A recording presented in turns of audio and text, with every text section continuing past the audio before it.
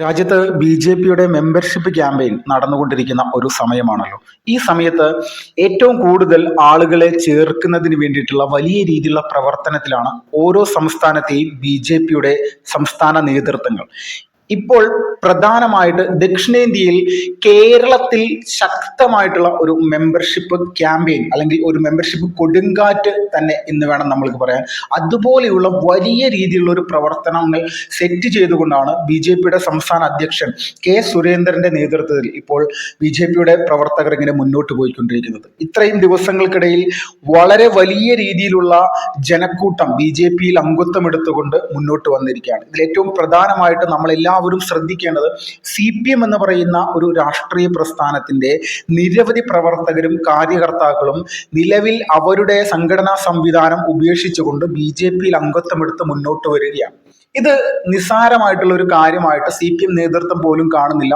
അവരെ സംബന്ധിച്ച് ഒരു കാര്യം വ്യക്തമാണ്. തൃശ്ശൂരിലെ ബി.ജെ.പിയുടെ വിജയത്തോടനുബന്ധിച്ച് തന്നെ കേരളത്തിലെ സാധാരണക്കാരായിട്ടുള്ള ജനങ്ങൾക്ക് താമര ചിഹ്നത്തിൽ വോട്ട് ചെയ്യുന്നതിനായിട്ടുള്ള അറപ്പും വെറുപ്പും ഇപ്പോൾ മാറിയിരിക്കുന്നു എന്നുള്ള ഒരു സത്യസന്ധമായിട്ടുള്ള ഒരു കാര്യം ബോധ്യപ്പെട്ടിരിക്കുന്നു. ആ ഒരു ഭയപ്പാടിൽ തന്നെയാണ് CPM നേതൃത്വം ഇപ്പോൾ മുന്നോട്ട് പോയിക്കൊണ്ടിരിക്കുന്നത്. ഇതിൽ സുപ്രധാനമായിട്ട് കോൺഗ്രസ് പോലെയുള്ള ഒരു രാഷ്ട്രീയ പ്രസ്ഥാനം അവരുടെ സംഘടനാ പ്രവർത്തനം പൂർണ്ണമായിട്ട് തകർന്നടിഞ്ഞിരിക്കുന്ന ഈ ഒരു സമയത്ത് പോലും വ്യക്തമായിട്ടുള്ള പ്ലാനിങ്ങോടുകൂടി ബി.ജെ.പി മുഖ്യ രാഷ്ട്രീയ പാർട്ടിയായിട്ട് കേരളത്തിൽ വളർന്നുകൊണ്ടേയിരിക്കുകയാണ്.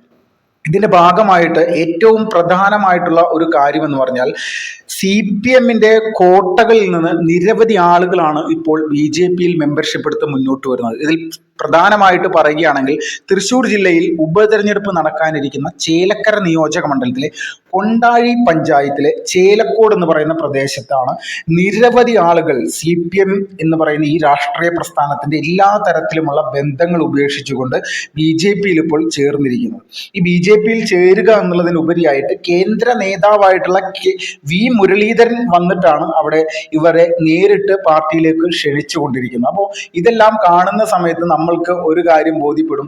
കേവലം ഒരു ചെറിയ പ്ലാനിങ്ങോട് കൂടിയിട്ടുള്ള ബി.ജെ.പി ഇപ്പോൾ ഇതുപോലെയുള്ള കാര്യങ്ങൾ സെറ്റ് ചെയ്തത് ചേലക്കര നിയോജക മണ്ഡലം അടക്കം ഇത്തവണ ബി.ജെ.പിക്ക് വിജയിക്കാനുള്ള സാധ്യതകൾ ഉണ്ട് എന്നുള്ളതിൽ ഒരു രീതിയിലും തർക്കമില്ലാത്ത കാര്യമായിട്ട് മാറിയിരിക്കണം. അത്രത്തോളം വലിയ രീതിയിലുള്ള സംവിധാനങ്ങൾ മുഴുവൻ സന്നാഹങ്ങളോട് കൂടിയിട്ടാണ് ബി.ജെ.പി ഇപ്പോൾ അവിടെ പ്രവർത്തിക്കുന്നത്. ഓരോ കേന്ദ്ര നേതാവും അതോടൊപ്പം തന്നെ സുരേഷ് ഗോപി അടക്കമുള്ള ബി.ജെ.പിയുടെ പല കാര്യകർത്താക്കളും ബി.ജെ.പിയുടെ സംസ്ഥാന തല നേതാക്കന്മാരും നിലവിൽ അവിടെ ഇടക്കിടക്ക് വന്നു പോയിക്കൊണ്ടേയിരിക്കുകയാണ്. അവിടുത്തെ പ്രവർത്തന കാര്യങ്ങൾ എത്രത്തോളം വലിയ രീതിയിൽ സെറ്റ് ചെയ്ത് അവിടുത്തെ സാധാരണക്കാരായിട്ടുള്ള തളർന്നിരിക്കുന്ന ഏതെങ്കിലും പ്രവർത്തകരുണ്ടെങ്കിൽ ആ പ്രവർത്തകരെ മുഴുവൻ സജീവമാക്കുന്നതിനായിട്ടുള്ള ഒരു വലിയ പരിശ്രമമാണ് ഇപ്പോൾ നടന്നുകൊണ്ടിരിക്കുന്നത്. കൂടാതെ ബൂത്ത് തലത്തിൽ ഇതുപോലെ CPMൽ നിന്നും CPIയിൽ നിന്നും നിരവധി ആളുകൾ ബി.ജെ.പിയിലേക്ക് ചേക്കേറുന്ന ഒരു സാഹചര്യം ഇപ്പോൾ ഉണ്ടായിക്കൊണ്ടേയിരിക്കണം. അപ്പോൾ ഇതിൽ നിന്ന് ഒരു കാര്യം വ്യക്തമായിട്ട് നമ്മൾക്ക് ബോധ്യപ്പെടും.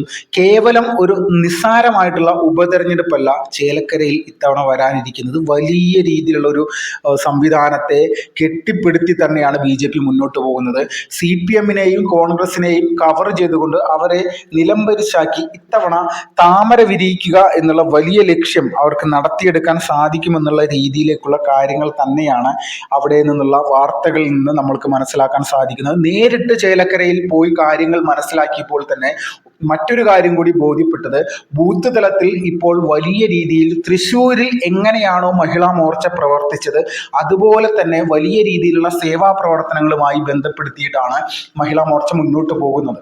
ഇതുപോലെ തന്നെ ചേലക്കോട് എന്ന് പറയുന്ന പ്രദേശത്തും അതോടെ മറ്റ് ചേലക്കരയിലെ പല പല പ്രദേശങ്ങളിലുമായിട്ട് പല സേവന പ്രവർത്തനങ്ങൾ ചെയ്യുന്നുണ്ട്. ഇതിൽ പ്രധാനമായിട്ട് ഒരു 3 പെൺകുട്ടികളുള്ള ഒരു കുടുംബത്തിന്, ഒരു ഷെഡിൽ മാത്രം താമസിച്ച് മുന്നോട്ട് പോയിരുന്ന കുടുംബത്തിന് മഹിളാ മോർച്ച ഒരു നല്ല ഒരു വീട് പണിത് കൊടുത്ത് മാതൃകയാകുന്ന ഒരു സാഹചര്യമൊക്കെ നമ്മൾ കണ്ടതാണ്. അപ്പോൾ ഇതിൽ നിന്നുള്ള ഒരു കാര്യം വ്യക്തമാണ്. സംഘടനാ പ്രവർത്തനത്തിൽ ഒരു തരത്തിലുമുള്ള കോംപ്രമൈസ് സ്വീകരിക്കാതെ കൃത്യമായിട്ട് എണ്ണയിട്ട യന്ത്രം പോലെ ബി.ജെ.പിയുടെ പ്രവർത്തനം കേരളത്തിൽ മുന്നോട്ട് പോവുകയാണ്. അത് ചേലക്കരയിലാണെങ്കിലും ഉപതെരഞ്ഞെടുപ്പ് നടക്കാനിരിക്കുന്ന മറ്റൊരു മണ്ഡലമായിട്ടുള്ള പാലക്കാടാണ് ആണെങ്കിലും വലിയ രീതിയിലുള്ള പ്രവർത്തനങ്ങളുമായിട്ടാണ് BJP മുന്നോട്ട് പോകുന്നത്.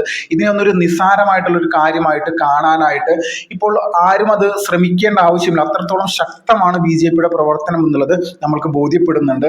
അപ്പോൾ ഇത് പൂർണ്ണമായിട്ടും BJP എന്ന് പറയുന്ന രാഷ്ട്രീയ പ്രസ്ഥാനത്തെ വലിയ രീതിയിൽ ഇത് വളർന്നുകൊണ്ടിരിക്കുന്ന ഒരു സംവിധാനമായിട്ട് മാറിക്കൊണ്ടിരിക്കുകയാണ്. 20 ലക്ഷമായിരുന്നു കഴിഞ്ഞ വട്ടമെങ്കിൽ ഇത്തവണ അതിന് 50 ലക്ഷത്തിലേക്ക് മെമ്പർഷിപ്പ് എത്തിക്കുക എന്നുള്ള ലക്ഷ്യം കൂടി ഇപ്പോൾ സംസ്ഥാന അധ്യക്ഷനായിട്ടുള്ള കെ സുരേന്ദ്രൻ അത് പരസ്യമായിട്ട് പറഞ്ഞിരിക്കുകയാണ്.